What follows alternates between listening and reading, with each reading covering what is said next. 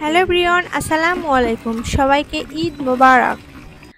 আজকে আমি আপনাদের সঙ্গে শেয়ার করব ঈদের দিন কিভাবে মাংস রান্না করা হলো সেই রেসিপিটাই। কুরবানির মাংসের যে একটা আলাদা স্বাদ পাওয়া যায়, সেই স্বাদটা কিন্তু আমরা অন্য সময় যে মাংসটা রান্না হয় সেটার মধ্যে পাই না। এখানে কুরবানির মাংস প্রসেস করা হচ্ছিল। তো এখান থেকে 10 কেজি মতো মাংস নিয়ে প্রথমে মাংসটা খুব ভালোভাবে ধুয়ে একটা বড় সাইজের পাতিলে মাংসটা দিয়ে দেওয়া হলো। এখন মাংসে অ্যাড করা হচ্ছে 2 কেজি মতো তেল, সয়াবিন তেল নেওয়া হয়েছে এখানে। পরিমাণ মতো পেঁয়াজ কুচি, রসুন কুচি দিয়ে দেওয়া হলো। অ্যাড করা হচ্ছে লবঙ্গ, তেজপাতা, দারুচিনি, সব কিছু একটু মিশিয়ে নিয়ে এ পর্যায়ে দিয়ে দেওয়া হচ্ছে জিরার গুঁড়া পরিমাণ মতো, লবণ স্বাদ অনুযায়ী আবারও একটু মিশিয়ে নেওয়া হচ্ছে।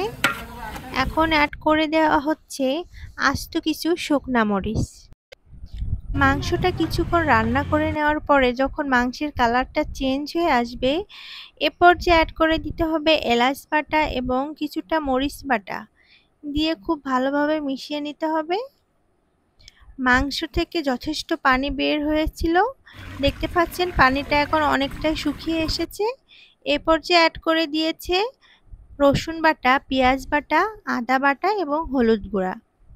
এই মশলাগুলো অ্যাড করে দিয়ে মাংসটা খুব ভালোভাবে কষিয়ে নিতে হবে মাংসে তেল ওঠা পর্যন্ত।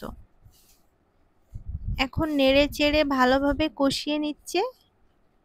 আর দেখতে পাচ্ছেন কষানো মাংস বাটিতে উঠিয়ে রাখা হচ্ছে। এই কষানো মাংস খেতে কিন্তু অসম্ভব টেস্টি হয়।